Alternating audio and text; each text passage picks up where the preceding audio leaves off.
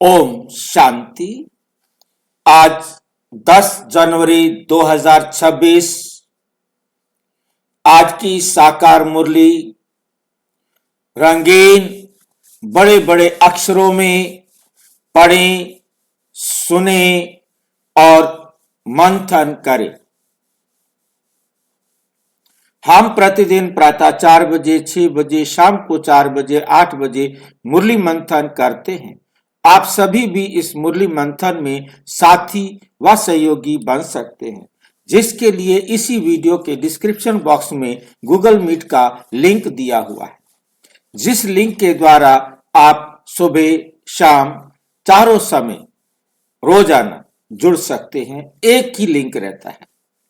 यदि आपको जुड़ने में कठिनाई हो रही है तो आप इसी वीडियो में नीचे चलती हुई लाइन में व्हाट्सएप नंबर देख रहे हैं, उस पर मैसेज करके आप लिंक पुनः मंगा सकते हैं, प्रश्न पूछ सकते हैं और कोई सुझाव है हम सब के हित में तो वो भी दे सकते हैं। अच्छा, ओम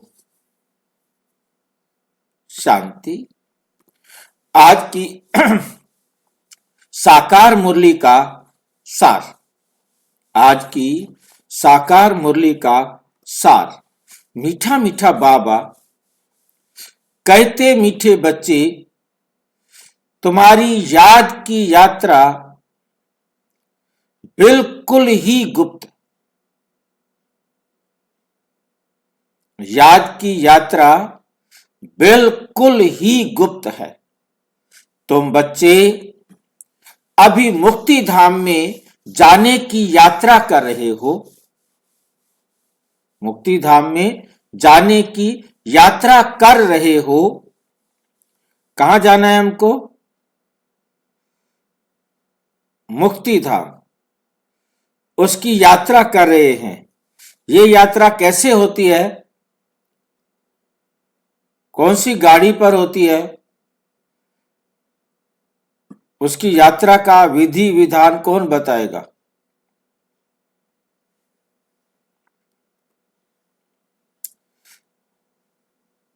पूरा करना भाई।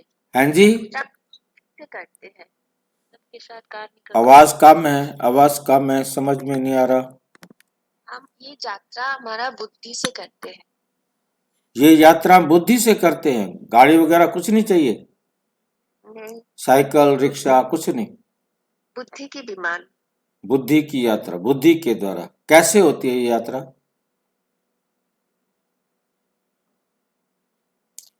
बुद्धि के द्वारा कैसे यात्रा होगी? हाँ जी, ये यात्रा हमारी आत्मा की यात्रा है।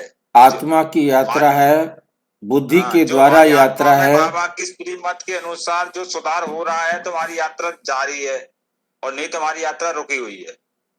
अच्छा, बाबा की श्रीमत पर चलकर हमारे में सुधार हो रहा है। बिगड़ गए हैं क्या हम? हाँ जी भाई जी, बिगड़ गए। बिल्कुल बिगड़ गए, पतित हो गए, तमो प्रधान हो गए, भ्रष्ट हो गए, विषय विकारी हो गए और पुकारा। अब परमात्मा आकर हमें पतित से पावन बनने के लिए विधि सिखा रहे हैं। उस विधि पर हमने अपने चरित्र को, जो हमने बर्बाद कर दिया है, जो हमारा चरित्र टॉप से बॉटम में चला गया है। बॉटम कहते हैं पाताल को। पाताल कोई नीचे और कुछ नहीं है। हम टॉप पर थे, हमारा करेक्टर टॉप पर था और वो करेक्टर टॉप से बॉटम में चला गया है। अब बाबा की श्रीमत से हमने अपने करेक्टर को अपलिफ्ट करना है, चढ़ती कला में ले जाना है। और ये विधि सिवाय परमपिता परमात्मा के और कोई नहीं बता सकता था। ये यात्रा है आत्मा की, बुद्धि के द्वारा बॉटम टू टॉप पर जाने की। और उसके लिए चढ़ने की जो विधि है वो है बाबा की श्रीमत। एक एक दाग, एक एक अवगुण, एक एक बुराई जो मेरे जीवन में मुझे ऊपर उठने नहीं दे रही, उसका गले में गला काटना है, उसको रास्ते से हटाना है। जो भी हर्डल हमें ऊपर उठने में रुकावट डाले, उस हर्डल का ही गला काट दो। खत्म बात। ना रहेगी बांस, ना बजेगी बांसुरी। और ये बिल्कुल गुप्त यात्रा है, किसी को पता भी नहीं लगता कि कौन यात्रा कर रहा है। और यह यात्रा 24 घंटे चलती है। अब कोई 24 घंटे चलना चाहे तो चल सकता है, इसमें कोई थकने वाली बात नहीं, इसमें कोई थकने वाली बात नहीं है। ये बात हमारी बुद्धि में रहे, कोई थकावट नहीं। आप लेटे लेटे यात्रा कर सकते हैं, बैठे बैठे यात्रा कर सकते हैं, चलते फिरते यात्रा कर सकते हैं, खाना खाते यात्रा कर सकते हैं, टॉयलेट में है तो भी यात्रा कर सकते हैं। भाई जी, हाँ जी, इस यात्रा का टिकट जो है वो श्रीमत, इस यात्रा का रोड मैप जो है ना वो श्रीमत मिलती है। जिस रोड मैप पर हम चलते हैं, रास्ता दिखाने के लिए गाइड शिव बाबा है। पास कहो टिकट कहो वो है श्रीमत। हम्म, अगर ये हमारे पास नहीं है तो कोई भी टीटी हमको पकड़ लेगा, रास्ते को ले जाएगा। ले जाएगा। इसके लिए सारे फुल प्रूफ रास्ता शिव बाबा ने आके हमें समझा दिया है, और जिसको समझ में आ गया है उसके बाद भी चले उसकी मर्जी, तो ना चले तो उसकी मर्जी। जबरदस्ती भी नहीं है, कोई डंडा नहीं है, कोई कानून नहीं कि कोई नहीं चल रहा तो उसको पीटा जाए, मारा जाए, जेल में बंद किया जाए। नहीं, कोई मतलब नहीं। यहाँ कोई पनिशमेंट नहीं मिलती है, कोई पनिशमेंट देने वाला नहीं है। परमात्मा के पास भी कोई ताकत नहीं है कि किसी आत्मा को एक डंडा मार सके, कोई ताकत नहीं। सिर्फ रास्ता दिखाना है। इतना वंडरफुल स्कूल है जो दुनिया में कोई सोच नहीं सकता, हो भी नहीं सकता। सोच तो क्या हो ही नहीं सकता, सोच भी नहीं सकता। जहां के नियम इतने क्लियर है कि हर आत्मा उसको जितना फॉलो करेगी, अपना पार्ट, अपना भाग्य खुद लिखे।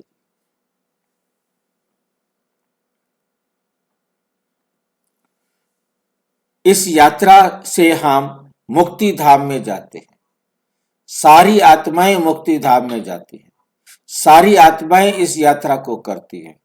फर्क सिर्फ इतना पड़ता है कि जिसे ये समझ में आ गया, जिस समय जिसको समझ में आ गया, उसके बाद वो दुखी नहीं होते, उसके बाद वह दुखी नहीं होती।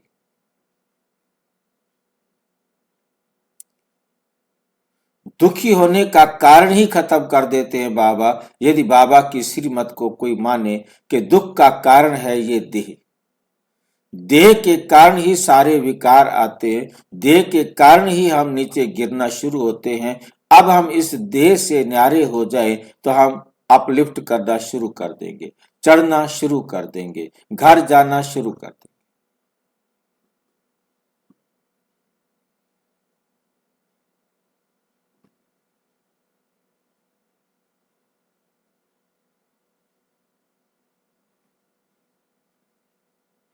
यात्रा घर की तरफ शुरू। ये सिंगल यात्रा नहीं होती है।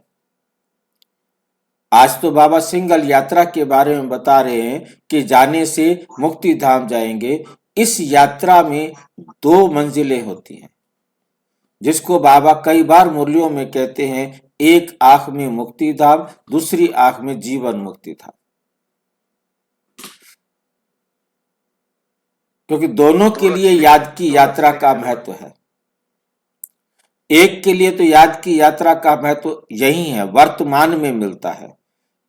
वह मुक्ति धाम में जाने के लिए जिसको ये बात समझ में आ गई है, आत्मा समझ लिया है उसने, तो उसे घर जाने में आराम से सहज रीति उसे समझ में आ गया कि मुझ आत्मा को घर जाना है, ये संसार की वस्तु कोई भी मुझे ले नहीं जानी है, क्या करे इससे मोह। अब कुछ भी होता है, अब उसे देह से भी कोई मोह नहीं, देह के संबंधियों से भी कोई मोह नहीं, इन संसार की वस्तुओं से भी कोई मोह नहीं।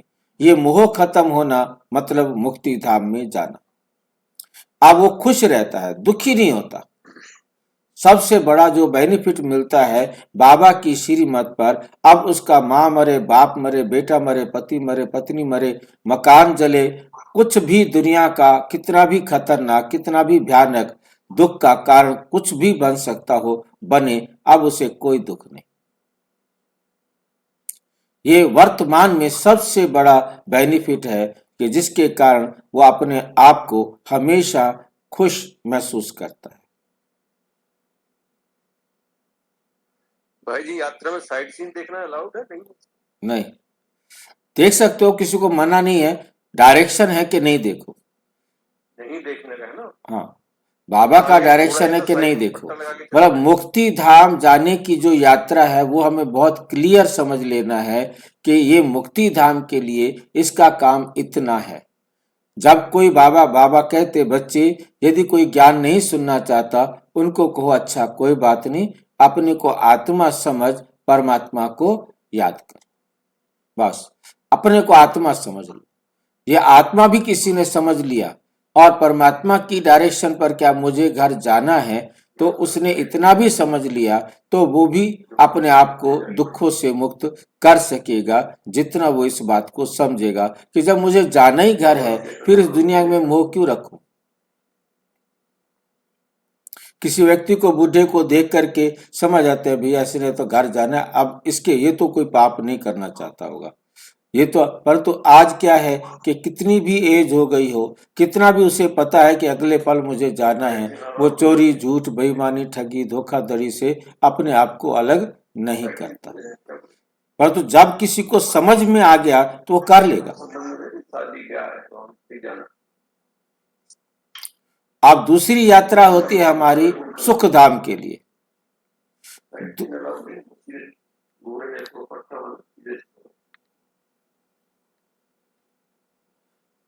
दूसरी यात्रा है हमारी सुख धाम के लिए। उसके लिए हमें बाबा की श्रीमत पर अपने करैक्टर को सुधारना होता है, टॉप टू बॉटम में जाना होता है। मुक्ति धाम में जाने के लिए टॉप टू बॉटम जाओ या नहीं जाओ कोई फर्क नहीं पड़ता, परंतु वापस इस दुनिया में आने के लिए टॉप टू बॉटम जितना ज्यादा चढ़ेंगे उतना देर जल्दी आएंगे। जितना अपने करैक्टर को टॉप पर ले जाएंगे उतना जल्दी आएंगे।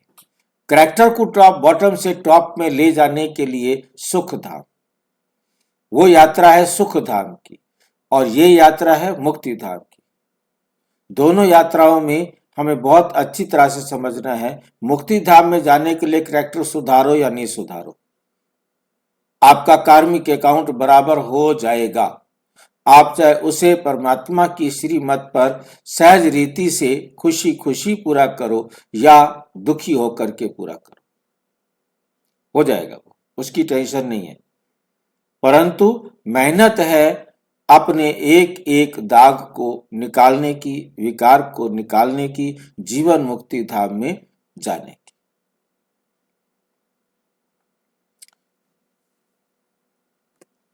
प्रश्न, स्थूल वतनवासी से सूक्ष्म वतनवासी फरिश्ता बनने का पुरुषार्थ क्या है? स्थूल वतनवासी से, ये हम स्थूल वतन के रहने वाले हैं, यहां से हमको सूक्ष्म वतन जाना है। एक है सूक्ष्म वतन जाना और एक है परम धाम जाना। बनने का पुरुषार्थ क्या है? हमें सूक्ष्म वतनवासी फरिश्ता बनना है, उसका पुरुषार्थ क्या होगा?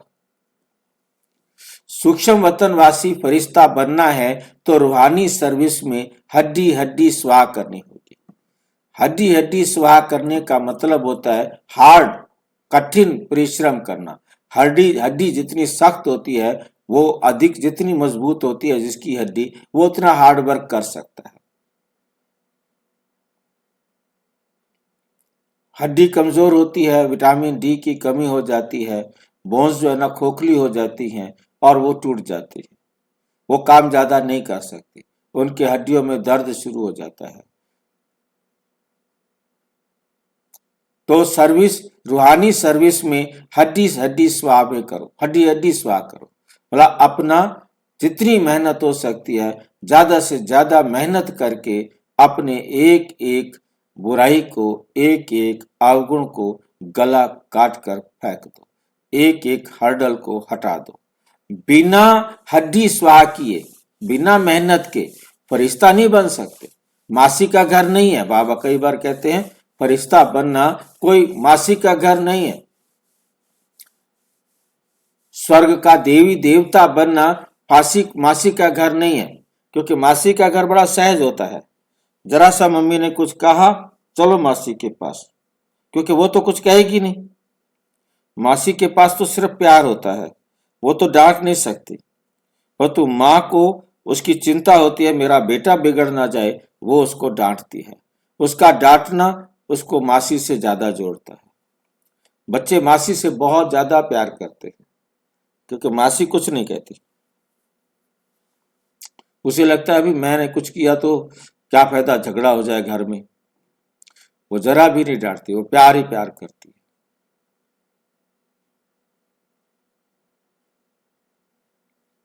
क्योंकि फरिश्ते बिगर हड्डी मांस के होते हैं। इस बेहद की सेवा में दधीची ऋषि की तरह हड्डी हड्डी लगानी है, तभी व्यक्त से अव्यक्त बनेंगे। दधीची ऋषि ने जिस प्रकार से अपनी हड्डियां स्वाहा में की थी, दधीची ऋषि की बात किसको याद है? कौन सुना सकता है?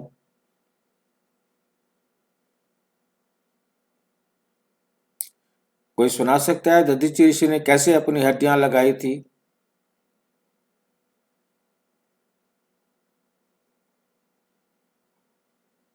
इंद्र को असुरों से देवी देवताओं को मुक्त करना था। अब इंद्र असुरों से युद्ध करने के लिए जा रहा है।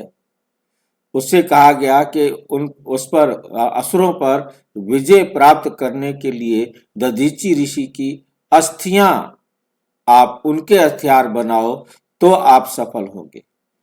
तो अब इंद्र पहुंच गए उनके पास कि जी हमें आपकी अस्थियां चाहिए, और ताकि हम उनसे हथियार बनाएं और असुरों का नाश करें, देवताओं को सुखमय जीवन दे सके। दधीची ऋषि ने कहा कि भाई वो तो ठीक है, आप मेरी अस्थियां काम तभी करेंगी जब इस मांस को गाय खाए। अब गाय मांस खाए, ये एक कमाल की बात रखी गई है। गाय कभी मांस खाती नहीं, हो सकता है कि गाय मांस खाती हो, जैसे कि अमेरिका में सुनते हैं कि वहां गाय को मांस खिलाया जाता है, खाती होगी, क्योंकि उनको ब्रीडिंग कर तो क्या करते हैं, आपस में मिला करके नस्ल को चेंज करते हैं, और इसी पर ही उसके दूध को यहाँ आने के लिए मना किया गया। परंतु गाय मांस नहीं खाती, किसी को मतलब मांस को खाए मारे किसी को ऐसा नहीं करती। रेयर केस होता है कि उसको गुस्सा आ जाए तो सींगों से किसी भी तरीके से किसी को नुकसान पहुंचाए या मारे। परंतु इसका आध्यात्मिक अर्थ यह है कि गाय गौ को कहा जाता है। गाय के लिए मतलब वह गौ शब्द था, अब गौ माना आत्मा होता है और गौ को उन्होंने गाय बना दिया। अब गो माना आत्मा, आत्मा इस शरीर को खाए। आत्मा कैसे शरीर को खाए, ये सिवाय परमात्मा के और कोई नहीं सिखा सकता था। उसने कहा बच्चे तुम आत्मा हो, तुम ये शरीर नहीं हो, अलग हो जाओ इससे। जब तक तुम अलग नहीं होंगे तब तक आप मुक्ति, जीवन मुक्ति को नहीं पा सकते। इसी का ही अभ्यास करो। तो आत्मा ने ज्ञान के आधार से शरीर को खा लिया। जो शरीर के अधीन थी, शरीर के गुलाम थी, अब उस शरीर को अपने वश में कर लिया।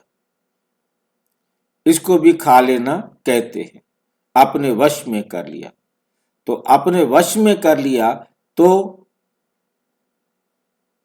अब दधीची ऋषि का मतलब समझ में आ गया होगा, हड्डी सेवा का मतलब समझ में आ गया होगा कि अब हमें हार्ड वर्क करना है, थोड़ा मेहनत तो करनी पड़ेगी, इतना आसान काम नहीं है। और इतनी बड़ी प्राप्ति करने के लिए तो मेहनत सहज हो जाती है। जब प्राप्ति बड़ी हो तो उसके लिए मेहनत भी बड़ी चाहिए। तो दधीची ऋषि के मिसल हड्डियां लगानी पड़ती हैं। अब कहां से कोई कहानी लेता है, कहां से कोई कहानी लेता है। जो राम ने धनुष तोड़ा था वो भी एक कहानी है। वो हाँ जी, धनुष दधीची ऋषि की हड्डी से बना हुआ था। हड्डी दिए थे क्या? हाँ जी, ऋषि ने हड्डी दिए थे क्या? ये दिए देने की जरूरत ही नहीं थी भाई। परंतु उन्होंने स्थूल में समझ करके एक और नई कहानी भी गढ़ दी कि वो दधीची ऋषि की हड्डी से जो धनुष बना था वो धनुष वहां रखा हुआ था और राम को मालूम था कि मैंने इसको मुक्ति देनी है, इस क्योंकि उन्होंने गपोड़ा घर दिया। तो उसने जैसे ही दधीची ऋषि की हड्डी के ऊपर अपना हाथ रखा, दधीची ऋषि को मुझसे क्या बोलते हैं मुक्ति मिल गई और धनुष उठ गया जो दुनिया कोई उठा नहीं पा रही थी, वो उठाने में काम और किसी से वो नहीं हो सकता था। तो राम से उसको मुक्ति मिलनी थी, वो इंतजार कर रहा था, इसलिए उस धनुष को रखा गया और उस धनुष पर राम ने उठा करके उसको मुक्ति दी और सीता से शादी की। भाई जी, हाँ जी, दधीची पूर्वज थे क्या इनके परशुराम के? भाई जी ये कहानियां ऐसी हैं, बस इनका कुछ नहीं है। तो कहानी होती। हाँ, कहानी मीन्स कहानी, मतलब किसी कहानी से कुछ पकड़ लिया, किस कहानी से कुछ पकड़ लिया, नई कहानी घर के रख देते। राम से जोड़ दिया इसलिए मैंने पूछा आपसे। हाँ, परशुराम ने बोला तो इस प्रकार से हमें समझ में आया कि दधीची ऋषि वास्तव में कोई ऐसा ऋषि नहीं था या वास्तव में कोई ऐसी हड्डियां नहीं ली गई जिनसे हथियार बनाए जाए। वास्तव में कोई इंद्र का राक्षसों के साथ युद्ध नहीं हुआ। युद्ध तो हमारा है इन राक्षसों के साथ युद्ध जो हमारे अंदर है। उसके लिए सबसे पहला काम हमें ये करना है कि ये जो हड्डी मांस का बना हुआ शरीर है वो हमने खाना है। वो खा जा रहा है, वो है ही नहीं। हम आत्मा है और हम आत्मा ने अपने आप को पवित्र बनाना है, इस हड्डी मांस के शरीर को अपने कंट्रोल में करना है। आत्मा ही खाती है। आत्मा खाती है, गाय नहीं खाती है। गौ माना आत्मा। जैसे गाय अपना प्लेसेंटा खाती है भाई क्या? हाँ जी, प्लेसेंटा खा ली थी गाय अपना। हाँ वो खा लेती है। हाँ बिल्कुल बिल्कुल खा लेती है। मतलब कहने का है कि मांस वैसे वहां खिलाया जाता है। कहने का भाव ये है कि वैसे मांसाहारी नहीं होती।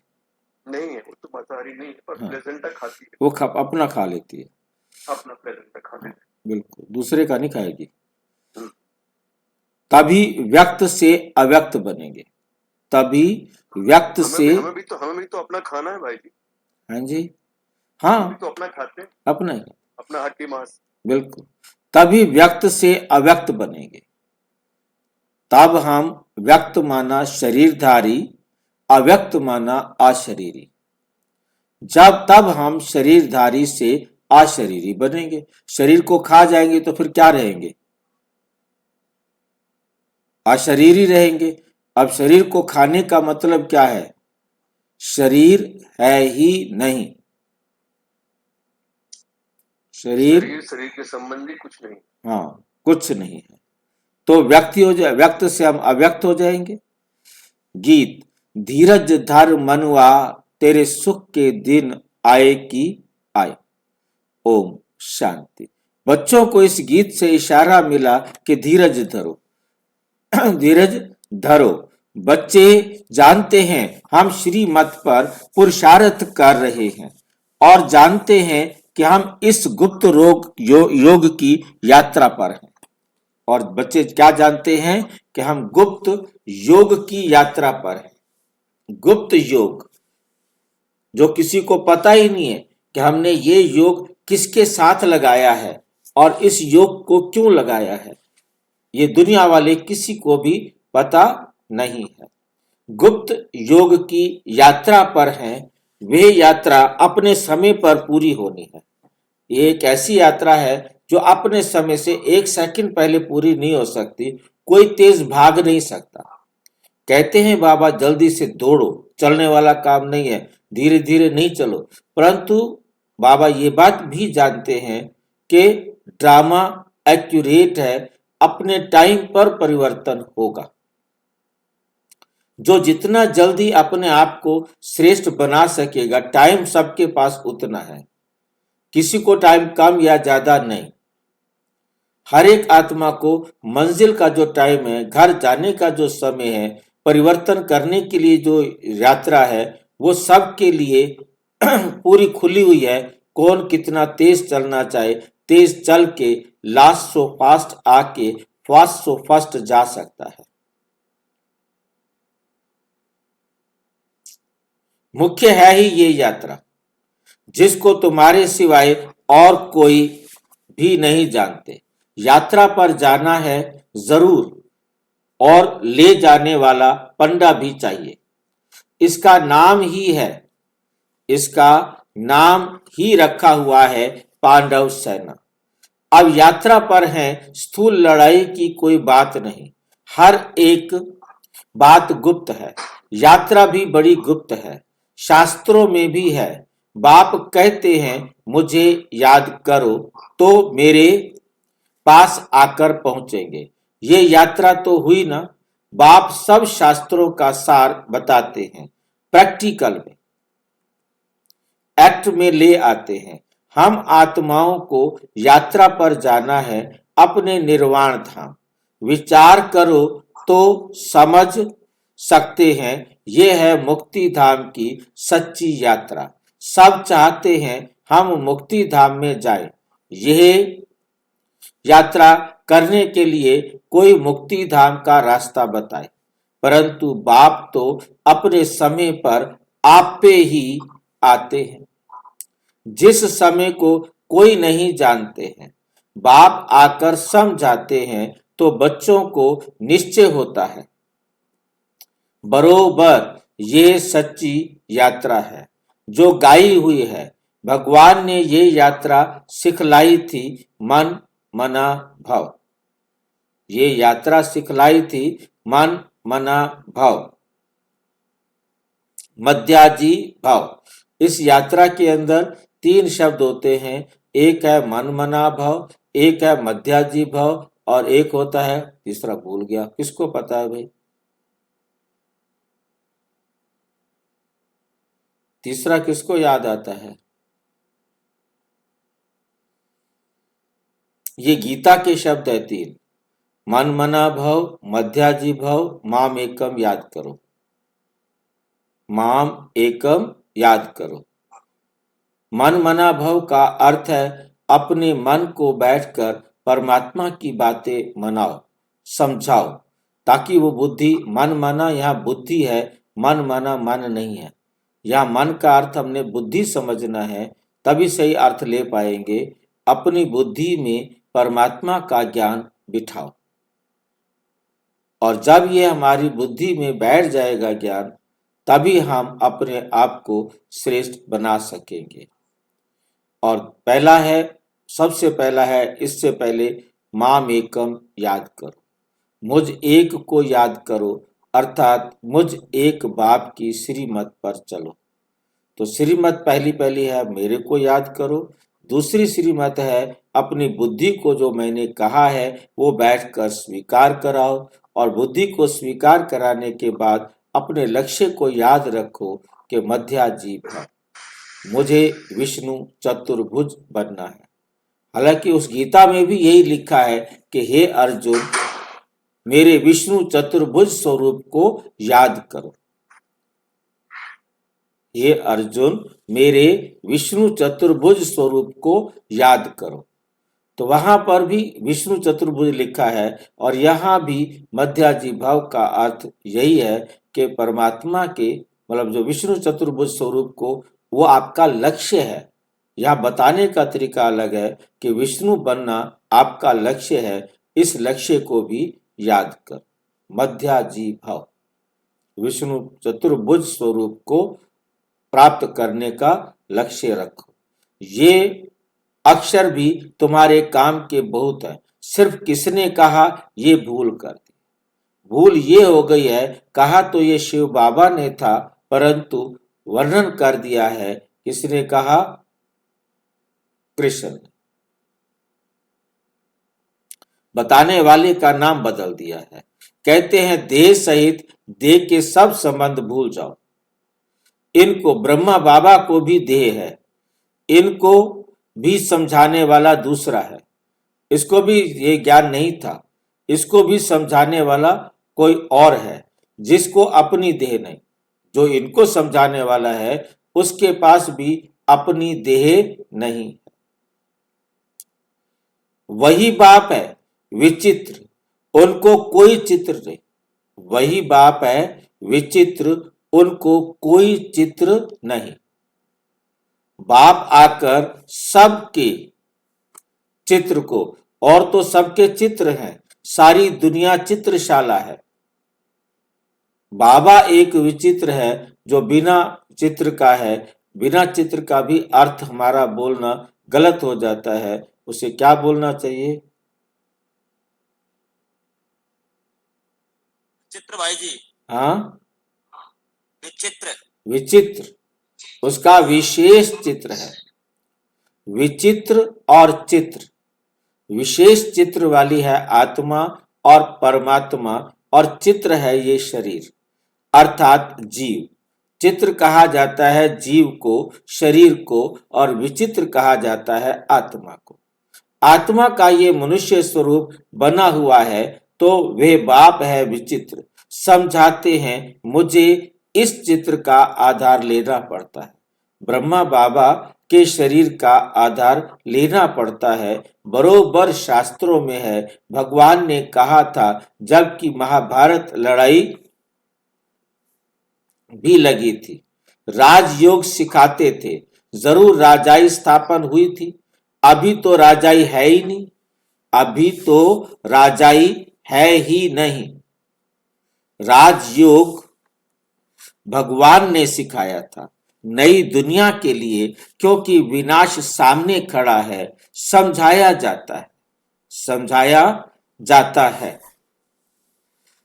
ऐसे हाँ भाई जी। जी, ये चित्र विचित्र में चित्रगुप्त भी समझा दीजिए ना। चित्रगुप्त अलग बात है ना। चित्रगुप्त तो मतलब शरीरधारी हो गया। चित्रगुप्त शरीर भी जो गुप्त है वो सबका अकाउंट लिखता है, परंतु चित्र के अंदर कोई भी अकाउंट लिखने की बात है ही नहीं। गुप्त चित्र भी कोई ऐसा नहीं है जो अकाउंट लिखता हो। अकाउंट भी आत्मा ने लिखना है, और वो भी आत्मा को लिखने की जरूरत नहीं है। सिर्फ फिर लिखा क्यों जा रहा है, कहा क्यों जा रहा है? क्योंकि आत्मा वही कर्म करती है और वही उसकी रिकॉर्डिंग हो जाती है। मतलब वो रिकॉर्डिंग है तो मैं आत्मा ही चित्रगुप्त हुई ना, मतलब मेरा मैं आत्मा मैं आत्मा ही चित्रगुप्त हुई ना। इस चित्र में गुप्त हूँ। इस चित्र में गुप्त हुई ना मैं आत्मा। मतलब गुप्त आत्मा चित्र में आके अपना पार्ट बजाती है, पार्ट बजा रही और है, वही और पार्ट रिकॉर्ड भी उसका रिकॉर्ड भी लिखा जाता है। लिख भी रही है और बजा भी रही है। ऐसा हुआ था जबकि स्वर्ग की स्थापना हुई थी। वे लक्ष्मी नारायण का राज्य स्थापन हुआ। लक्ष्मी नारायण का राज्य स्थापन हुआ था। अभी तुम्हारी बुद्धि में है, सतयुग में अभी कलयुग है। सतयुग था, अभी कलयुग है। फिर बाप वही बातें समझाते हैं। बाप फिर हमें क्या करते हैं? वही बातें समझाते हैं। ऐसा तो कोई कह ना सके कि मैं परम धाम से आया हूं तुमको वापस ले जाने के लिए। परम पिता परम आत्मा ही कह सकते हैं ब्रह्मा द्वारा, और किसके द्वारा भी कह नहीं सकते।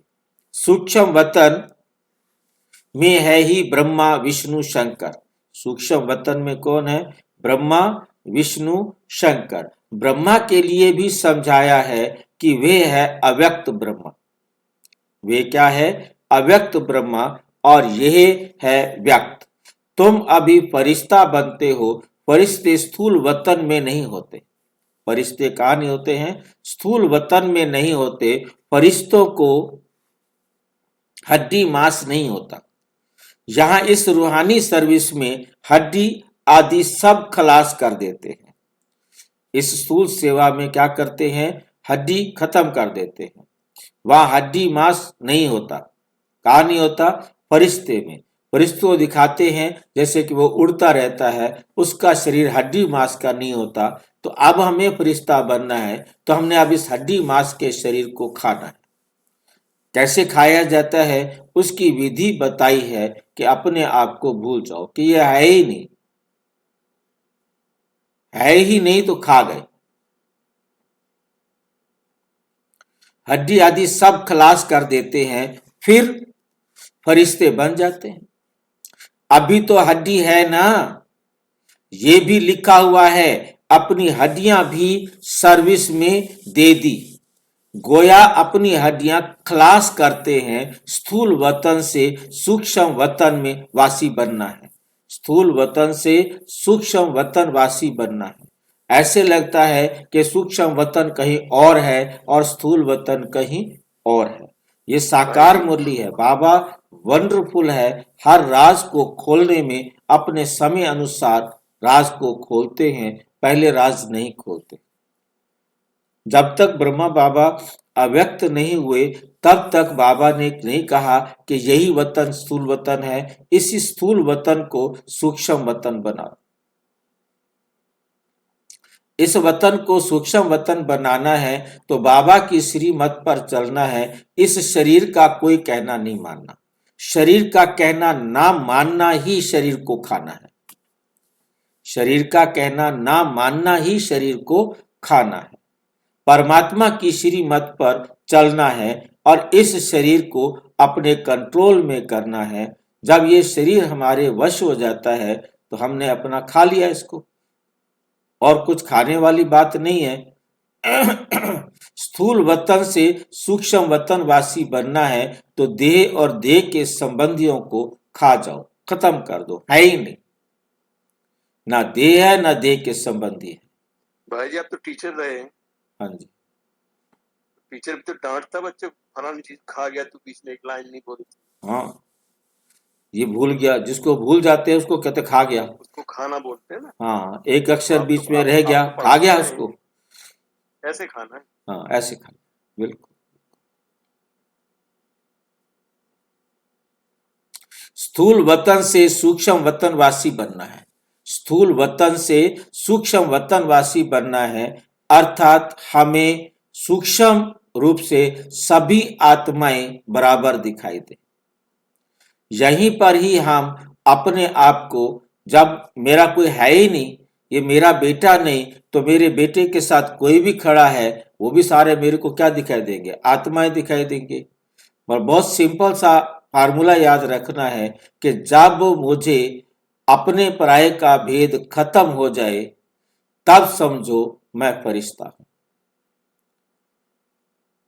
मेरे को टोली बांटनी है, मैं टोली बांटते वक्त ये देखता हूं ये तो बहुत अच्छा भाई बहन है, ये मेरी बहुत प्रशंसा करते हैं, यज्ञ में पैसा भी अच्छा देते हैं, इनको मोटा पीस दे दो।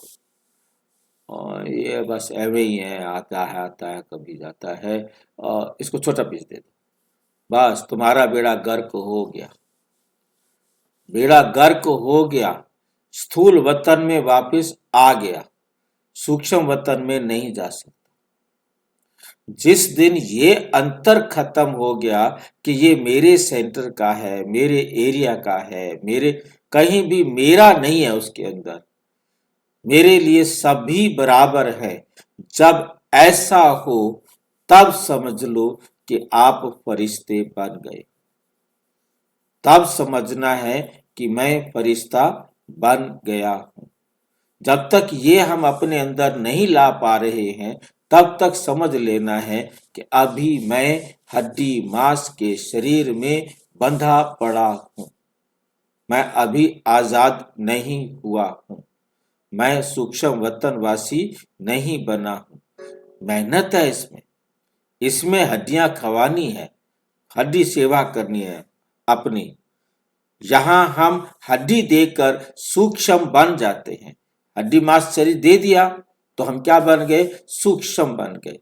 इस सर्विस में सब स्वाहा करना है। याद में रहते रहते हम फरिश्ते बन जाएंगे।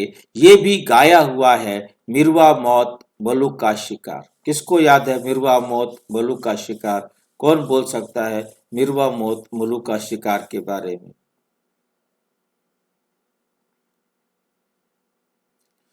मेरुआ शिकार और मल्लुका है शिकारी। मलूका शिकारी को कहा जाता है और मलूका फरिश्ते को भी कहा जाता है। मिरवा मौत, मलूका मिरवा शिकार। माना हाँ जी, शरीर। बोलो। मिरवा माना शरीर नहीं, मिरवा और मिरवा माना शरीर, मिरवा माना शरीर मलका माना जिसका हमने आत्मा। शिकार करना है, ठीक है नहीं, उसकी तो मौत हो जाएगी और मलूका के लिए शिकार हो जाएगा, मतलब उसने अपने शरीर को खा लिया, उसका शिकार हो गया, ठीक है नहीं। और दुनिया में क्या होता है, शिकारी होता है मलूका, मीन्स किसी की तो जान गई, किसके लिए, शिकार हो गया। और तो हम मलूका तभी बनेंगे, मलूका बनना है तो इस शरीर को क्या होगा, हमें खाना होगा। मिरवा मौत, चाहे मिरवा मतलब चाहे बकरा कहो, हिरन कहो, जिसका शिकार कर रहे हैं वो है मिरवा, और जो शिकार करने वाला है वो मलूका। मिरवा तो मर जाएगा, उसकी तो जान चली गई, परंतु मलूका के लिए क्या हो गया, हमारे शिकार हो गया। तो अब यहाँ मलूका, बाबा कहते हैं यहाँ शिकारी का मतलब है, शिकारी कौन है, आप आत्मा। आप फरिश्ता बनने वाली आत्माएं अपने देह का शिकार करके खा जाते, देह को खत्म कर देते, देह को स्वाहा कर देते हो, हड्डियां भी स्वाहा कर देते।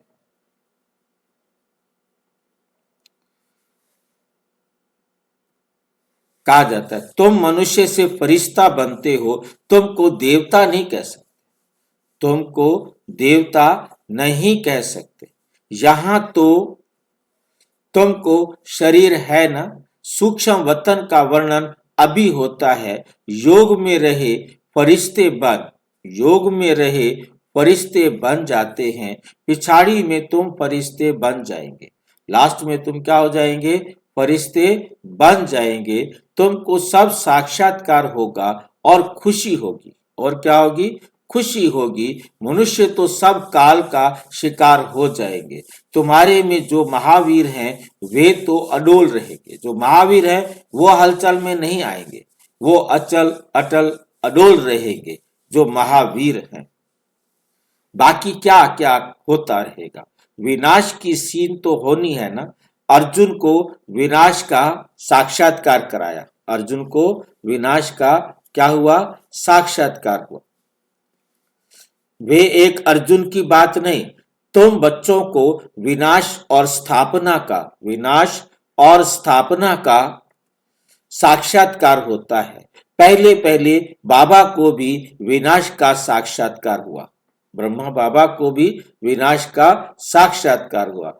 उस समय ज्ञान तो था नहीं, ज्ञान तो कुछ था नहीं, तो उस समय मतलब रमेश भाई सुना रहे थे कि ब्रह्मा बाबा ने जब विनाश का साक्षात्कार किया तो देखा चारों तरफ आग लग रही है, बाहर भूकंप, ये वो। तो अब इनके मुख से निकला बस करो, बस करो, मतलब देखा नहीं जा रहा था, इतना भयानक जो है सीन था, क्योंकि ब्रह्मा बाबा को भी ज्ञान तो था ही नहीं। तो बस करो, बस करो। तो देखते देखते सीन चेंज हो गया, जैसे सपना चेंज होता है ना, ऐसे ही ये दिवा स्वप्न था, ये नींद वाला सपना नहीं था। और दिवा स्वप्न में देखा कि चारों तरफ धीरे धीरे बहुत ही शांत वातावरण हो गया है, पानी ही पानी, पानी ही पानी, और कुछ नहीं। और थोड़ी देर बाद उस पानी में से बहुत सुंदर महल, बगीचे, एक स्वर्ग का जो है नजारा सामने आ जाता है सपने की तरह। और उसके बाद उस नजारे में देखा, जो ये याद रखने वाली बात है जो ब्रह्मा बाबा के साक्षात्कार के अंदर है, कि ऊपर से आत्मा आती है, कोई राजकुमार बन जाता है, मतलब सोए हुए हो ना जैसे उठ जाते हैं, ऊपर से आत्मा आती है, कोई राजकुमार बन जाता है, कोई राजकुमारी बन जाती है। देखते देखते बहुत सुंदर एक स्वर्ग का सीन सामने था, सब खुश मौज में एक स्वर्ग सुंदर जो है ना स्वर्ग का दृश्य ब्रह्मा बाबा देख रहे थे। बड़ा अच्छा लग रहा था, जो पहला डर था वो खुशी में बदल गया। अब खुशी में तो बदल गया, उसके बाद इनके ही मुख से इनको आदेश मिला, ऐसी दुनिया तुम्हें बनानी है, ब्रह्मा बाबा कहते मैं कैसे बनाऊंगा, मैं कौन हूं बना सकता हूं, मैं कैसे बना सकता हूं, मेरे से नहीं हो सकता, मैं नहीं कर सकता, मेरे बस की नहीं है। मतलब एकदम हाथ खड़े कर दिए कि मेरे बस की नहीं है। तो उसके बाद परमात्मा ने ब्रह्मा बाबा के तन में प्रवेश करते हुए कहा कि हे लखीराम या लेखराज जो भी कहो, आपने अब तो आप अपने आप को नहीं जानते, ये सब साक्षात्कार मैंने तुम्हें कराए हैं। तुम अपने जन्मों को नहीं जानते हो, मैं तुम्हारे सारे जन्मों को जानता हूं। तुम ही सतयुग में नारायण थे, जन्म लेते लेते पतित बन गए। अब फिर मैं आया हूं तुम्हें पतित से पावन बनाने के लिए। जैसा मैं तुम्हें कहता हूं वैसे तुम करो तो तुम नर से नारायण बन जाएंगे। बोला ये अच्छी बात है, अभी मैं नर से मैं नारायण बन जाऊंगा, जैसे आप कहेंगे मैं करूंगा। बस कहा कि अपना तन मन धन मुझे दे दो, छोड़ा कलकत्ता का राज, सारा जो मिलता है लाभ ही, मैं जा रहा हूं। अल्लाह को अल्लाह मिला, बेग को मिली बादशाही, और रेल का हुआ राही, बीच में पता नहीं क्या था एक अक्षर, मुसाफिर हुआ रेल का राही। तो मतलब कहने का है कि इस प्रकार से ब्रह्मा बाबा का जो जीवन था वो कलकत्ता में ये परिवर्तन आया।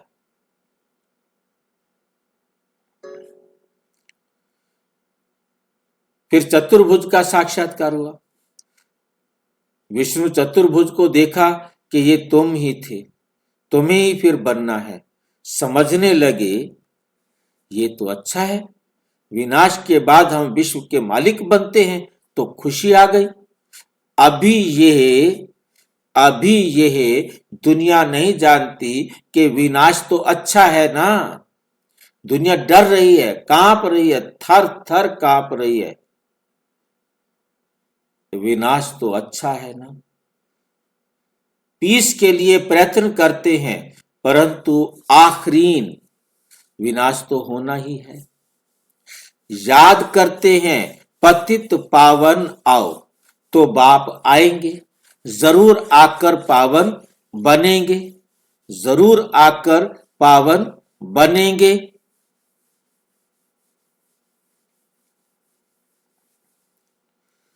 दुनिया स्थापन करेंगे जिसमें हम राजाई करेंगे, जिसमें हम क्या करेंगे, राजाई करेंगे। ये तो अच्छा है ना। पतित पावन को क्यों याद करते हैं, क्योंकि दुख है। पावन दुनिया में देवताएं हैं, पतित दुनिया में तो देवताओं के पैर आ नहीं सकते। पतित दुनिया में देवताओं के पैर आ ही नहीं सकते, तो जरूर पतित दुनिया का विनाश होना चाहिए। गाया हुआ भी है, महाविनाश हुआ, महाविनाश हुआ। उसके बाद क्या होता है, एक धर्म की स्थापना। सो तो ऐसे होगी ना। यहां से राजयोग सीखेंगे, यहां से क्या सीखेंगे, राजयोग सीखेंगे। विनाश होगा, बाकी भारत में कौन बचेगा, जो राजयोग सीखते हैं, नॉलेज देते हैं, वही बचेंगे। जो राजयोग सीखते हैं, सबको ज्ञान देते हैं, वही बचेंगे। कितना क्लियर किया है, लाइन समझ में आई है ये। यहां से राजयोग सीखेंगे, विनाश होगा, बाकी भारत में कौन बचेगा,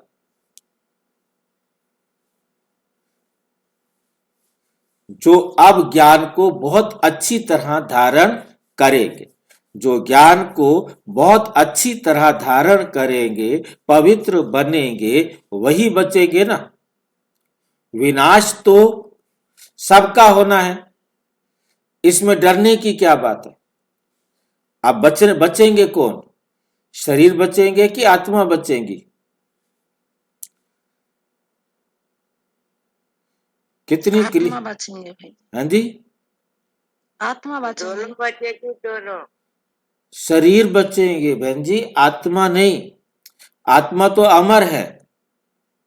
यहाँ जो बचने की बात की है, उनके शरीर बचेंगे जिन्होंने सतयुग में आना है। ठीक है, उनके शरीर बचेंगे। आत्माएं तो सारी घर जाएंगी, वो तो परमात्मा के साथ सबको जाना है। कोई भी आत्मा घर ना जाए ऐसा हो नहीं सकता। हर आत्मा को घर तो जाना ही जाना है। कोई आत्मा घर नहीं जाए ये हो नहीं सकता। कृष्ण की आत्मा को भी पहले घर जाना है, फिर आकर शरीर पहनकर खड़ी हो जाएगी, तब वो नारायण और लक्ष्मी बनेंगे। उनके शरीर सुरक्षित रहेंगे। ये कौन बचेंगे? ये वो बचेंगे जिन्होंने अपने आप को पूरा पवित्र बना लिया है। उनके शरीर सुरक्षित रहेंगे। जिसमें कृष्ण का शरीर सुरक्षित रहेगा, परंतु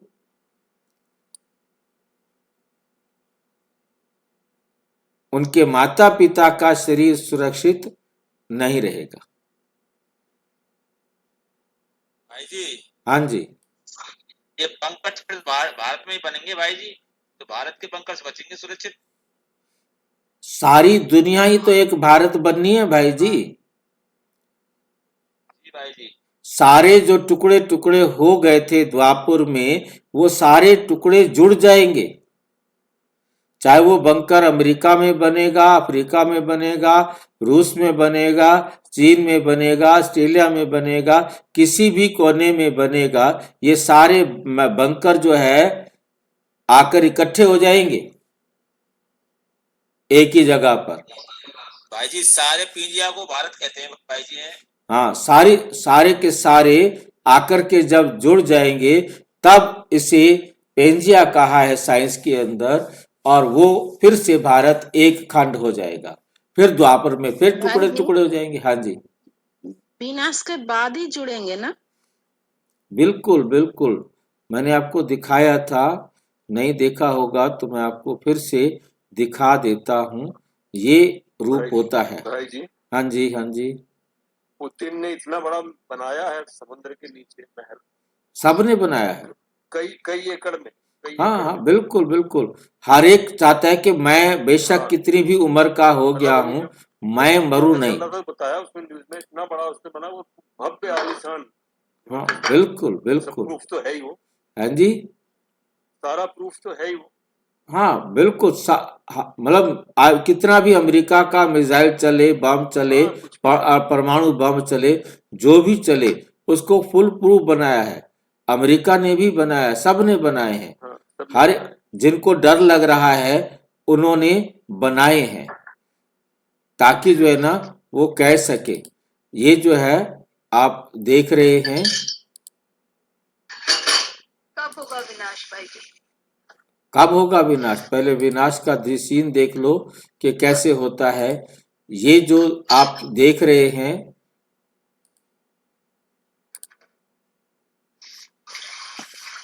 ये है जब सतयुग होता है तो भारत की शक्ल ये होती है।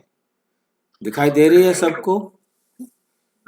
ठीक नहीं? इसे आप यदि इसके बहुत अच्छे रूप देखना चाहते हो तो गूगल पर अवेलेबल है। वहां पर आप PANGEA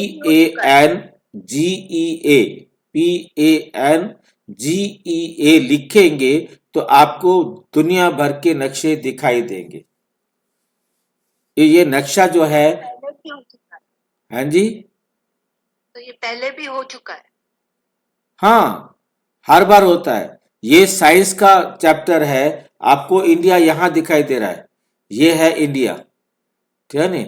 और ये है तिथि सागर, यहाँ तिथि सी, मतलब जो अपना जो है ना यूपीएससी के IAS के एग्जाम करते हैं, उनमें ये क्वेश्चन आता है। साइंस का एक क्वेश्चन है कि जहां आज हिमालय पर्वत है वहां पहले क्या था?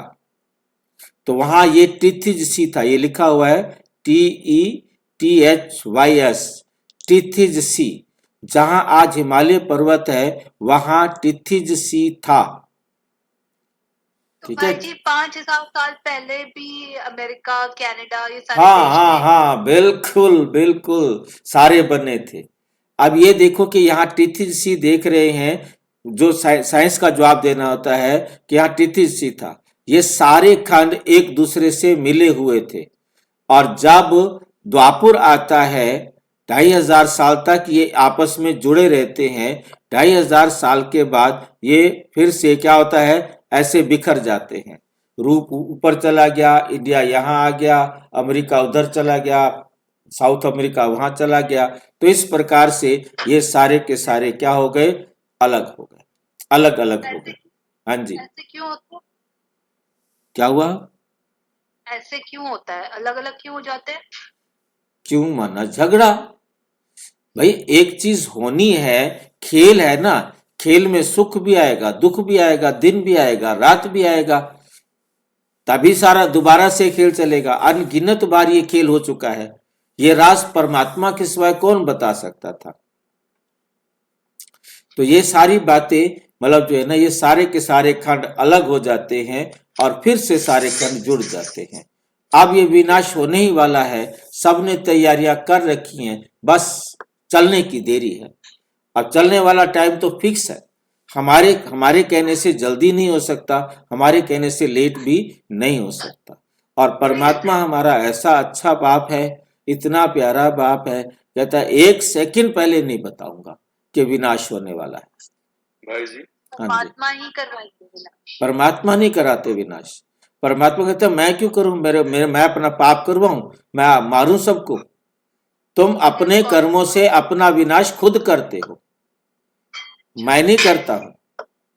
और ये विनाश जरूरी है, क्योंकि ये दुनिया इतनी गंदी हो गई है, इतनी भ्रष्ट हो गई है, इतनी पापी हो गई है, इतनी दुष्ट हो गई है। अब इस गंदी दुनिया का विनाश हो तभी तो नई दुनिया बने। भाई जी हम किसी को बताते हैं तो वो हमारा मजाक उड़ाते हैं, वो तो मानते ही नहीं है। उड़ाना चाहिए ना, क्योंकि हम पागल हो गए हैं ना, हमें इस भगवान ने पागल कर दिया है ना, शिव बाबा ने। पागलों का मजाक तो उड़ाया ही जाता है। पागल का तो मजाक उड़ाया जाता है। तो भाई जी बहन का क्वेश्चन ये था कि हाँ ये जी। बदलाव कैसे होता है, तो आप त्रेता वाला बताइए ना। त्रेता का उथल जो होती है उसमें होता है। जब त्रेता से द्वापुर आता है तब ये परिवर्तन होता है, क्योंकि धरती जो है धीरे धीरे विकृत हो जाती है, और अंदर जब बुराइयां आ जाती हैं जीवन में तो धरती में भी परिवर्तन होता है। ये धरती के जब टुकड़े टूटते हैं तो धरती 23 डिग्री पर झुक जाती है। सतयुग में ये धरती झुकी हुई नहीं होती, झुकी हुई नहीं होती। नहीं, सतयुग में ये धरती एकदम सीधी होती है। तो वहां रात और दिन भी बराबर होते हैं, 12 महीने एक जैसा मौसम रहता है, सदाबहार मौसम होता है। और उसके बाद क्या होता है कि चंद्रमा और सूरज ये दोनों एक दूसरे के बाद निकलते हैं। जैसे सूरज छिप रहा होगा तो उधर से चांद निकल रहा होगा, उधर मतलब ये इनका चक्र। रात में चंद्रमा रोज रहेगा और रात में चंद्रमा भी पूरा रहेगा, छोटा बड़ा घटता बढ़ता नहीं, रोज पूर्णमासी रहती है। वहां ये बिजली नहीं होती है। बिजली तो आप में से हम तो जानते हैं कि हमारे सामने बिजली नहीं थी, हमारे सामने सामने बिजली आई है। अभी भी बहुत सारे जगहें ऐसी हैं, इंडिया में भी और दूसरे देशों में भी, जहां बिजली अभी तक भी नहीं है। तो नहीं, मतलब हमें लगता होगा कि ये कैसे होता होगा। अभी भी भारत के अंदर भी कुछ ऐसे दूर दराज के गांव हैं जहां बिजली अभी पहुंचाने का कार्य चल रहा है। तो पहले एक एक आत्मा जाएगी परमधाम, और फिर आएंगे। सारी आत्माएं एक साथ जाएंगी, एक ही सेकंड के अंदर जाएंगी, आगे पीछे नहीं जाएंगी। पूरी धरती खाली हो जाएगी। पूरी धरती एकदम खाली होगी, तभी तो आग के अंदर सारी चीजें जलकर स्वच्छ हो जाएंगी, पवित्र हो जाएंगी सारी धरती। हाँ जी, जो लोग सतयुग में आएंगे, कितने लोग सतयुग में आएंगे? जो अब परमात्मा की डायरेक्शन पर पहले अपने आप को न्यारा प्यारा पवित्र बनाएंगे, जो 100% पवित्र बनाएंगे वही केवल सतयुग में आएंगे, बाकी नहीं आएंगे। बाकी जो जितना भी नंबर उनकी मेरिट बन जाएगी वो मेरिट के हिसाब से अपने टाइम पर आएंगे, पहले नहीं आ सकते। पहले 100 नंबर वाली आत्मा आएंगी जो 100% मार्क्स लेगी, उसके बाद वो आत्मा आएंगी जो 90, 80, 70, 60, 50, 40, 30, 10, 5, 1 वाली आत्मा भी लास्ट में कलयुग के अंत तक आएगी। सतयुग में वो आत्माएं आती हैं जिन्होंने 75 से ज्यादा नंबर लिए हैं, 50 से 75 तक नंबर लिए हैं वो त्रेता युग में आते हैं। जिन्होंने नंबर 25 से 50 तक लिए हैं वो द्वापर युग में आते हैं। जिन्होंने 25 से कम नंबर लिए हैं वो कलयुग में आते हैं। ये आत्माओं का चक्र। हम कब आए? हम कब आए ये किसी को भी नहीं पता। यदि आपने परमात्मा का ज्ञान जितना अच्छी तरह समझा है उतना पहले आए थे। जो अभी तक परमात्मा का ज्ञान समझने के लिए नहीं आए हैं वो उतना देर से आएंगे। जिनको परमात्मा का ज्ञान जितना अच्छी तरह समझ में आ रहा है ये पहचान करने के लिए, अपने लिए, हर एक अपने आप को पहचान सकता है, कोई किसी को नहीं बता सकता, परंतु पहचान ये है जिसको जितना अच्छी तरह ज्ञान समझ में आ रहा है, जो जितना अच्छी तरह अपने जीवन का परिवर्तन कर रहा है, वो समझ ले कि वो उतना पहले आया है। जो अपना 100% पवित्र कर, हाँ जी, ये ज्ञान इसी कलयुग में ही मिलता है और आखिरी जन्म में ही मिलता है। आखिरी जन्म मिलता है, इससे पहले नहीं आता। परमात्मा सिर्फ संगम युग पर आते हैं, कलयुग के लास्ट में आकर के सबको ज्ञान देते हैं। अब कौन कितना परिवर्तन करेगा ये उसका पुरुषार्थ है।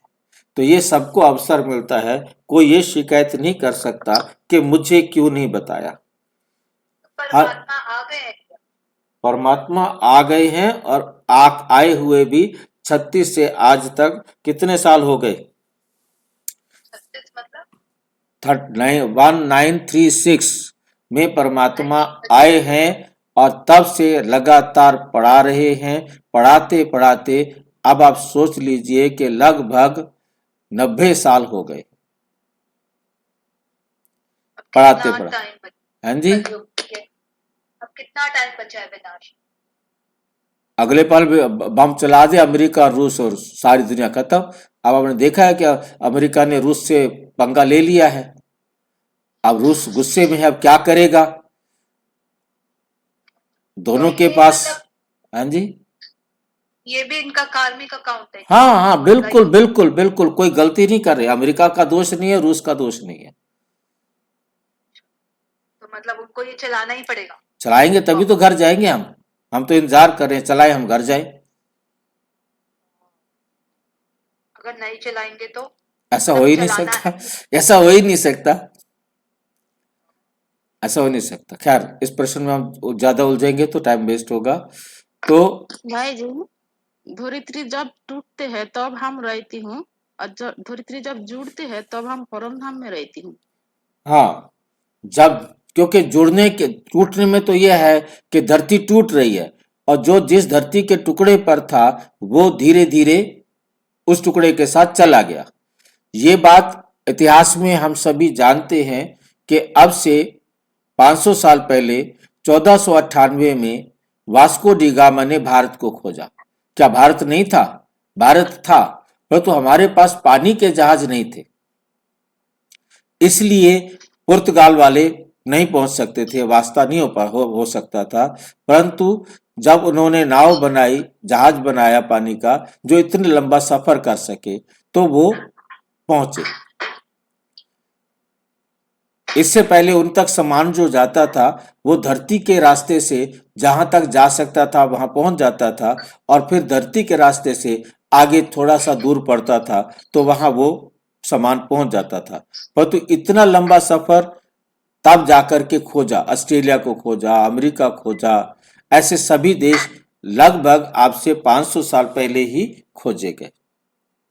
ठीक है, सबको होना है, इसमें डरने की बात नहीं। पतित पावन को बुलाते हैं, जबकि वे आते हैं तो खुशी होनी चाहिए ना। भगवान आए तो हम सबको खुशी होनी चाहिए ना। बाप कहते हैं विकारों में मत जाओ, अब अपने आप को, जैसे कहते थे, विषय विकार मिटाओ पाप हरो देवा।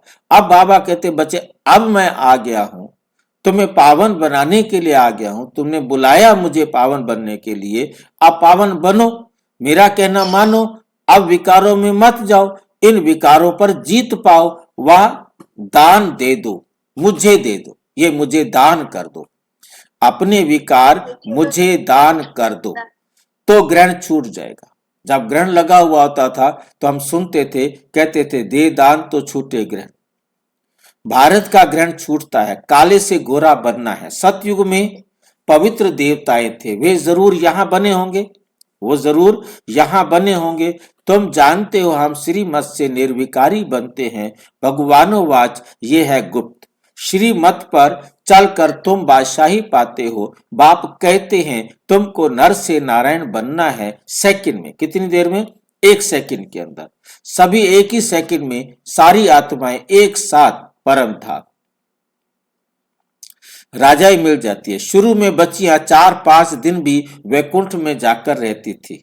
शिव बाबा आकर बच्चों को वैकुंठ का भी साक्षात्कार कराते थे। देवताएं आते थे, देवताएं आते थे। ये 3 बातें हमें यहाँ पर मिलती हैं। ये 3 बातें शुरू के अंदर, परिवर्तन के अंदर सबसे बड़ा रोल जो है ना प्ले किया। मतलब उनको देवताओं के अनुभव होते थे कि देवताएं कैसे रहते हैं, उनका जीवन कैसे होता है, कैसे वो पवित्र रहते हैं। बस दादियों का जो सीनियर उस समय बच्चियां थी, छोटी छोटी बच्चियां, उनको लगा बस हमें अब पवित्र रहना है।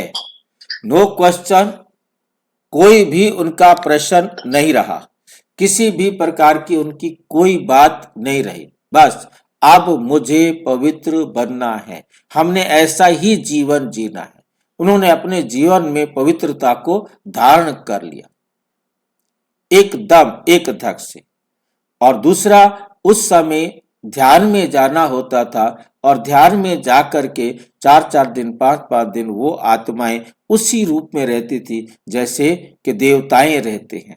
रहते शरीर उनका यहाँ होता था, केवल वो बुद्धि से वही सीन देख रही होती, उसी सीन को मर्ज करके जी रही होती। उसे यहाँ वाले रिश्ते, यहाँ वाले संबंध याद नहीं आते थे। जो बहन उसकी सेवा कर रही होती थी, जो उसको खाना खिलाना है, कपड़े पहनाना है, उसको ले जाना है, वो केवल उससे ही बात करती थी, औरों से बात ही नहीं करती थी। उसे किसी की और कोई दिखाई नहीं देता उसको उस टाइम पर। वो इतना ध्यान में मस्त होती है, केवल वो एक हद में आकर सिमट जाती है और जैसे डिमांड करती है वैसे बाबा कपड़े पहना के देते, ताज पहना के देते, पर उनको सब कुछ वैसा मिलता था ताकि वो अपने आप को एंजॉय कर सके। ये खेल हुआ करते थे। हाँ जी, ऐसी स्थिति हम लोगों को भी होना चाहिए क्या? उनको ये सीन इसलिए दिखाए गए ताकि उनके जीवन में परिवर्तन आए। अब हमारे जीवन में जो परिवर्तन आए, उनके साक्षात्कार में और हमारे साक्षात्कार में यही अंतर है। साक्षात्कार का अर्थ है जानकारी प्राप्त होना। आपको जानकारी प्राप्त हो गई, आप समझ गए। अब उनको पढ़ाना बड़ा मुश्किल था। अब जो पवित्रता को धारण करने के लिए कितने प्रश्न पूछते हैं, उन सब प्रश्नों के उत्तर मिलते हैं। पहले उनको कौन समझाता बैठ करके, कितना समझाता? तो उनके जीवन का परिवर्तन का तरीका अलग था। अब हमारे जीवन का परिवर्तन का तरीका अलग है। वो अलग पढ़ाई थी, ये अलग पढ़ाई है। उस पढ़ाई का मकसद अलग था। वो पहले नींव बनानी थी। वो नींव थे जिन्होंने सतयुग के अंदर लक्ष्मी नारायण के साथ रहना है। तो उनकी नींव, उनका जो पालना है वो अलग और हमारी पालना अलग। हर एक आत्मा की पालना अलग अलग है। आकर बच्चों को वैकुंठ का भी साक्षात्कार कराते थे, जिसको देखकर उनमें परिवर्तन आ जाता था, एकदम परिवर्तन। कितना मान शान से तो बच्चों का दिल अंदर लगता है। बरोबर गुप्त वेश में आने वाला बाप हमको समझा रहा है, क्योंकि उसका शरीर है नहीं, वो गुप्त वेश में आता है और आकर हमें पढ़ा रहा है। ब्रह्मा तन में आते हैं, ब्रह्मा का तन तो यहाँ चाहिए ना। प्रजापिता ब्रह्मा द्वारा स्थापना, प्रजापिता ब्रह्मा द्वारा स्थापना बाबा ने समझाया है। कोई भी आते हैं तो उनसे पूछो किसके पास आते हो, बीके के पास आते हैं। अच्छा, ब्रह्मा का नाम कभी सुना है? प्रजापिता तो है ना, हम सब उनके आकर बने हैं, जरूर आगे भी बने थे। ब्रह्मा द्वारा स्थापना तो साथ में ब्राह्मण भी चाहिए। बाप ब्रह्मा द्वारा किसको समझाते हैं? शूद्रों को तो नहीं समझाएंगे। ये है ब्रह्मा मुख वंशावली ब्राह्मण। ये कौन है? ब्रह्मा मुख वंशावली ब्राह्मण। शिव बाबा ने ब्रह्मा द्वारा हमको अपना बनाया है। ब्रह्मा कुमार ब्रह्मा कुमारियां कितने ढेर हैं, कितने सेंटर्स हैं, सब में ब्रह्मा कुमारियां पढ़ती हैं। यहाँ हमको दादे का वर्षा मिलता है। भगवानो वाच तुमको राजयोग सिखाता हूँ। वे निराकार होने कारण इनके शरीर का आधार लेकर हमको नॉलेज सुनाते हैं। प्रजापिता के तो सब बच्चे होंगे ना। हम हैं प्रजापिता ब्रह्मा कुमार ब्रह्मा कुमारियां। शिव बाबा है हमारा दादा, उन्होंने एडॉप्ट किया है। शिव बाबा हमारा दादा है, ब्रह्मा हमारा ग्रेट ग्रेट ग्रैंड फादर है, उन्होंने एडॉप्ट किया है। तुम जानते हो हम दादे से पढ़ रहे हैं ब्रह्मा द्वारा। ये लक्ष्मी नारायण दोनों स्वर्ग के मालिक है ना। भगवान तो एक ऊंच ते ऊंच निराकार ही है। बच्चों को धारणा अच्छी होनी चाहिए। पहले पहले समझाओ दो बाप हैं। पहले पहले क्या समझाओ? दो बाप हैं। भक्ति मार्ग में स्वर्ग में है एक बाप। पारलौकिक बाप द्वारा बादशाही मिल गई, फिर याद क्यों करें? फिर याद क्यों करेंगे? दुख है ही नहीं जो याद करना पड़े। गाते हैं दुख हरता सुख करता, वे अभी की बात है। जो पास्ट हो जाता है उसका गायन होता है। महिमा है एक की। वे एक बाप ही आकर पतितों को पावन बनाते हैं। मनुष्य थोड़े ही समझते हैं। वे तो पास्ट की कथा बैठ लिखते हैं। तुम अभी समझते हो। बरोबर बरोबर बाप ने राजयोग सिखाया, जिससे बादशाही मिली। 84 कोट का चक्र लगाया। अभी फिर हम पढ़ रहे हैं। फिर 21 जन्म राज्य करेंगे। ऐसा देवता बनेंगे, ऐसे कल्प पहले बने थे। समझते हो, हमने पूरा 84 जन्मों का चक्र लगाया। अब फिर सतयुग त्रेता में जाएंगे। तब तो बाप पूछते हैं आगे कितनी बार मिले हो। वे प्रैक्टिकल बात है ना। नया भी कोई सुने तो समझेंगे 84 का चक्र तो जरूर है। जो पहले वाले होंगे उनको ही चक्र पूरा हुआ होगा। बुद्धि से काम लेना है। इस मकान में, इस ड्रेस में बाबा हम आपसे अनेक बार मिले हैं, आपसे अनेक बार मिलते हैं और मिलते रहेंगे। पतित से पावन, पावन से पतित होते ही आए हैं। कोई चीज सदैव नई ही रहे, ये तो हो नहीं सकता कि कोई भी चीज हमेशा नई रहे, ये नहीं हो सकता। पुरानी जरूर बनती है। हर चीज सतो रजो तमो में भी आती है। अभी तुम बच्चे जानते हो नई दुनिया आ रही है। इसको स्वर्ग कहा जाता है। ये है नर्क, ये है वो है पावन दुनिया। बहुत पुकारते हैं हे पतित पावन आओ, हमको आकर पावन बनाओ। आकर दुख, क्योंकि दुख जास्ती है ना, होता है ना, तो परंतु वे ये समझते नहीं कि हम ही पूज्य थे, फिर पुजारी बने हैं। द्वापुर में पुजारी बने। अनेक धर्म होते गए। बरोबर पतित से पावन, पावन से पतित होते आए हैं ना। भारत के ऊपर ही खेल बना हुआ है। भारत के ऊपर ही खेल है। तुम बच्चों को अब स्मृति आई है। अब तुम शिव जयंती मनाते हो, बाकी कोई शिव को तो जानते ही नहीं। हम जानते हैं, बरोबर हमको राजयोग सिखलाते हैं, ब्रह्मा द्वारा स्वर्ग की स्थापना हो रही है। जरूर ये जो योग सीखेंगे, स्थापना करेंगे, वही फिर राज्य भाग्य पाएंगे। हम कहते हैं बरोबर हम कल्प बाप से ये राजयोग सीखे हैं। बाबा ने समझाया है, अभी ये 84 जन्मों का चक्र पूरा होता है, नया चक्र लगाना है। चक्र को तो जानना चाहिए ना। भल ये चित्र ना हो तो भी तुम समझा सकते हो, ये तो बिल्कुल सहज बात है। बरोबर भारत स्वर्ग था, अब नरक है। सिर्फ वे लोग समझते हैं कलयुग अर्जुन बच्चा है।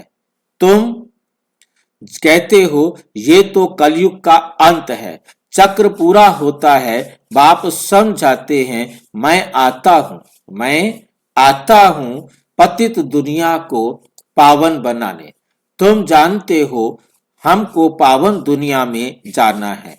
तुम मुक्ति जीवन मुक्ति धाम में, शांति धाम में, सुख धाम और दुख धाम को भी समझते हो, परंतु तकदीर में नहीं है तो फिर यह ख्याल नहीं करते हो कि क्यों ना हम सुख धाम में जाएं। बरोबर हम आत्माओं का घर वो शांति धाम है। वहां आत्मा को आर्गन्स है ना, आर्गन्स ना होने कारण कुछ बोलती नहीं।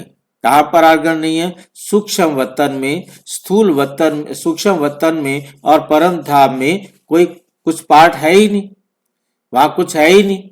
शांति वहां सबको मिलती है। परम धाम में सतयुग में है एक धर्म। ये अनादि अविनाशी वर्ल्ड ड्रामा है जो चक्कर लगाता ही रहता है। ये कभी रुकता नहीं है चक्र। अनादि काल से ये चक्र चलता आ रहा है। धरती टूटती है, धरती जुड़ती है, धरती टूटती है, धरती जुड़ती है। अनगिनत बार ये चक्र चल चुका है और अनगिनत बार आगे चलेगा। शांति धाम में भी थोड़ा समय ठहरना ही पड़े, ये बहुत समझ की बातें हैं। कलयुग है दुख धाम। कितने अनेक धर्म है, कितना हंगामा है। जब बिल्कुल दुख धाम होता है तब ही बाप आते हैं। दुख धाम के बाद फुल सुख धाम, शांति धाम से हम आते हैं सुख धाम में, फिर दुख धाम बनता है। सतयुग में संपूर्ण निर्विकारी, यहाँ है संपूर्ण विकारी। ये समझना तो बहुत सहज है ना। हिम्मत चाहिए, कहां भी जाकर समझाओ। ये भी लिखा हुआ है, हनुमान सत्संग में पीछे जुतियों में जाकर बैठता था, तो महावीर जो होंगे वे कहां भी जाकर युक्ति से सुनेंगे। देखें क्या बोलते हैं। तुम ड्रेस बदल कर कहां भी जा सकते हो उनका कल्याण करने। बाबा भी गुप्त वेश में तुम्हारा कल्याण कर रहे हैं ना। मंदिरों में कहां भी निमंत्रण मिलता है तो जाकर समझाना है। दिन प्रतिदिन तुम होशियार होते जाते हो। सबको बाप का परिचय तो देना ही है, ट्रायल करनी होती है। ये तो गाया हुआ है, पिछाड़ी में सन्यासी राजाएं आदि आए हैं। राजा जनक को सेकंड में जीवन मुक्ति मिली, वे फिर जाकर त्रेता में अनुजनक बना। अनुजनक मतलब छोटा जनक। जीवन मुक्ति मिली, फिर वे जाकर त्रेता में अनुजनक बना। अच्छा, मीठे मीठे सिक्की लदे बच्चों प्रति माता पिता बाप दादा का याद प्यार और गुड मॉर्निंग। रूहानी बाप की रूहानी बच्चों को नमस्ते। हम रूहानी बच्चों की रूहानी बाप दादा को नमस्ते नमस्ते नमस्ते।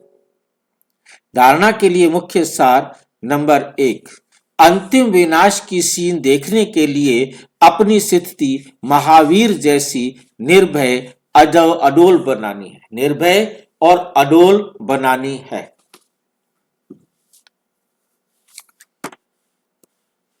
गुप्त याद की यात्रा में रहना है। अव्यक्त वतनवासी फरिश्ता बनने के लिए, अव्यक्त वतनवासी फरिश्ता बनने के लिए बेहद सेवा में दधीची ऋषि मिसल अपनी हड्डी हड्डी स्वाहा करनी है। अपनी हड्डी हड्डी क्या करनी है? स्वाहा करनी है। वरदान, पहली श्रीमत पर विशेष अटेंशन दे। फाउंडेशन को मजबूत बनाने वाले सहज योगी भाव। बाप दादा की नंबर 1 श्रीमत है कि अपने को आत्मा समझकर बाप को याद करो। यदि आत्मा की बजाय अपने को साधारण शरीरधारी समझते हो तो याद टिक नहीं सकती। वैसे भी कोई दो चीजों को जब जोड़ा जाता है तो पहले समान बनते हैं। ऐसे ही आत्मा समझकर याद करो तो याद सहज हो जाएगी। याद क्या हो जाएगी? सहज हो जाएगी। ये श्रीमत ही मुख्य फाउंडेशन है। इस बात पर बार बार अटेंशन दो तो सहज योगी बन जाएंगे। सहज योगी बन जाएंगे।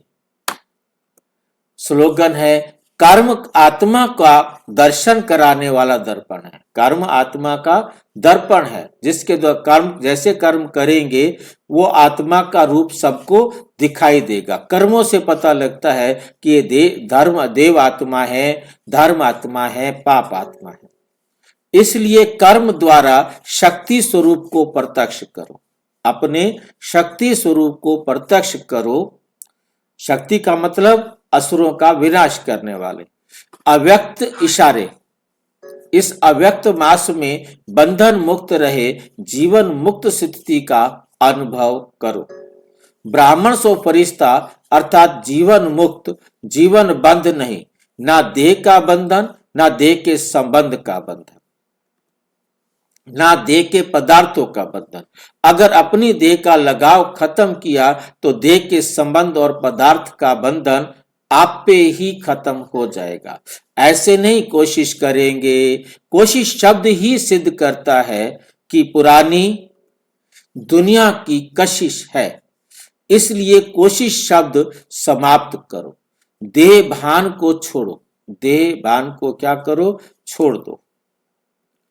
अच्छा, ओम शांति।